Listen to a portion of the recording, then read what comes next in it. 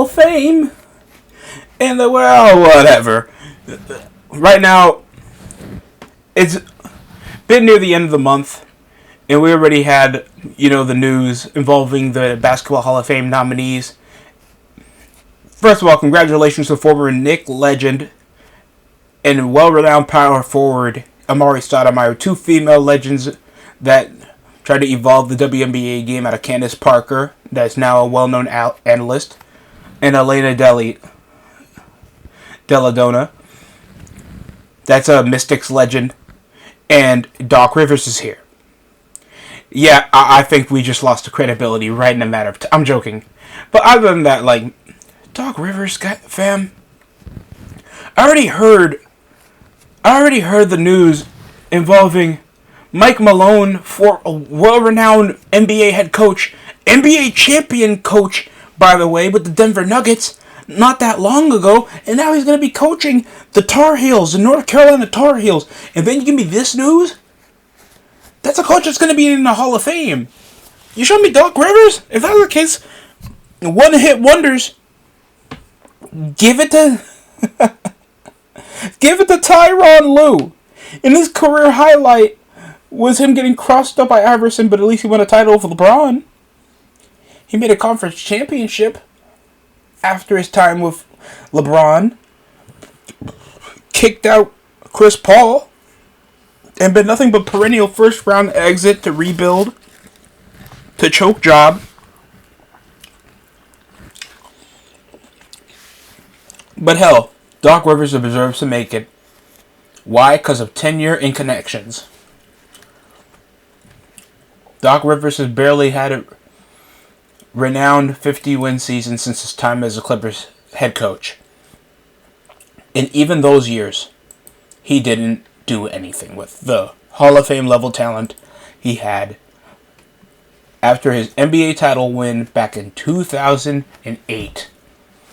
He's been nothing but a perennial choke artist, unrevolutionary, obvious head coach, man-managing, mediocre cheerleader that already been well documented that he was even pessimistic of even the team success that he even is given, and known for burying the Clippers, the organizations that he worked for, possibly responsible for getting Adrian Griffin fired, and also asking for his own players to Google him. If that's a morale boost to try to chip yourself up as being a famous, renowned coach, when there's guys like Eric Spoelstra that has done more with less and been in more finals appearances in this decade than you have been over most of your career. Out of Popovich, Mike Malone, Nick Nurse, the head coach for the Minnesota Timberwolves, I apologize, not that common I get his name, Popovich. There's a lot of Hall of Fame level coaches in the NBA. Doc Rivers? Really? Hey, and I'm not saying you always have to have a season where you're just making teams out of no-names. But you take it like Doc Rivers has never coached a team with all NBA talent. From his time with Tracy McGrady to his time with Kevin Garnett, Ray Allen, and Paul Pierce, to his time with Dwight Howard, with his time with Chris Paul, DeAndre Jordan, and Blake Griffin, Jamal Crawford, his own son. That, shockingly enough, that was the only time he was averaging double digits after being perennial journeyman around the NBA. Suitable guard, not really starting level. That's not his fault, though. And yet, out of all the things I have to hear, that Doc Rivers be trying to say, Google me. And look, Doc Rivers is a manageable head coach. He has a certain play style that tries to space the floor, tries to be heavy switch, like every other offense in the NBA type shit. I don't get it. At this point, Jason Kidd has been a better player and a better coach than him. And he did it with a more or less renowned NBA team. I'm sure Luka Doncic and Kyrie Irving would be pushing a good 6-game series with the Boston Celtics at that time. with but only if the child support was due with PJ Washington around that time too. But if you're telling me that Doc Rivers, out of all the head coaches to make it to the Hall of Fame, out of like Mike Malone, like Jazz head coach that was making it to back-to-back finals in the 90s, making the Utah Jazz a reputable Western Conference franchise for over 2 decades.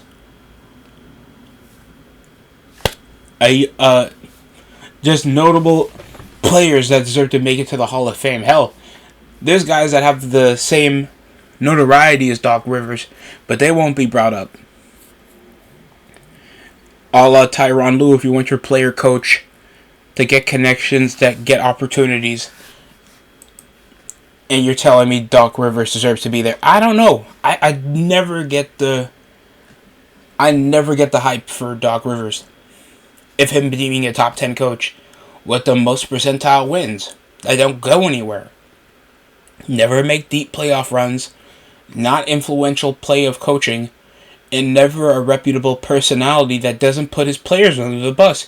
Even former players like J.J. Redick, that was on those times when he was on the Magic and on the Clippers, and always showed the lack of accountability of Doc Rivers. And yet this won't be documented because you don't know ball. Even though J.J. Redick has the IQ, the tenure, the experience, and the personality to equip himself to the modern style of NBA basketball. Unlike Doc Rivers, that has Giannis Antetokounmpo. Ryan Rollins, a re-emerging young guard on the team that's been an average 20-point scorer. That's practically a second option on the rotation. Kyle Kuzma, NBA champion. Bobby Portis, NBA champion. Gary Trent Jr., NBA champion. Gary Harris. That nigga hasn't been a good basketball player since he was on the Nuggets. That's damn near a decade ago. Miles Turner made an NBA championship literally last season with the Indiana Pacers after falling ship with his Lego pieces and going fuck all to Milwaukee to have a 31-win season. Tell me if these guys have made the play-in. After having like a 0-for-5 start, then they went like 5-of-11. Then these guys went to like a back-to-back losing streak with Giannis getting injured and then trying to tease for another trade. Just to cut Cam Thomas after 6 weeks of evaluation, knowing that nigga wasn't going to do anything but be a spark plug with starting level numbers. I don't know. Empty calories be damned. That the Miami Heat make it to perennial dark horse Cinderella run again in the play-in to probably lose in the conference semifinals to the Celtics or something. So, you're telling me Doc Rivers deserves to make it to the Hall of Fame. And sure, I get it. What would you know, DST? You don't know how hard it is to have a 20-plus year coaching career, making it to Eastern Conference Coach of the Month back in 2007, and making one NBA title in the past 18 years, and get carried on that because of the Hall of Fame talent you had behind you,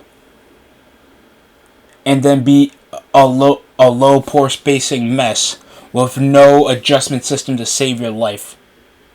And over all this time, with Hall of Fame talent, only make one conference finals appearance since losing to the Heatles.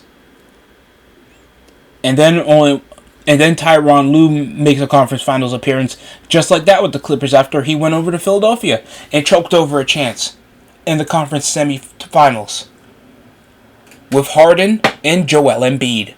That's 2 Hall of Fame level talents, yet again, that he puts under the bus, like he did Ben Simmons, even though that was not even a fault of Doc Rivers, even though that was around the middle of the second half, and there was still a chance to win that game against the Hawks. And the Sixers were a better team on paper against the Hawks when they were led by Trae Young. So please tell me what I'm missing. And even though 1,193 career wins as head coach is very impressive,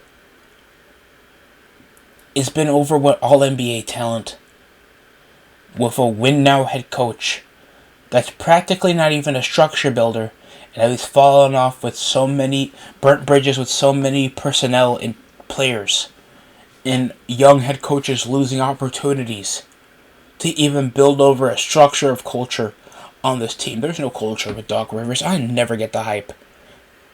I will never get it. Out of all the things I've seen, Doc Rivers is as much as an industry plant in the NBA of a head coaching sphere of how he can make the Hall of Fame before Eric Spoelstra. How people think Kamala Khan is an iconic comic book hero in the Marvel Universe. Like, I will never get it. But that's just me. Tell me how you feel in the DSC show. Put it in the comment section. Please, put it in the comment section. Like, comment, subscribe. Whatever. I'm going to take my Tylenol.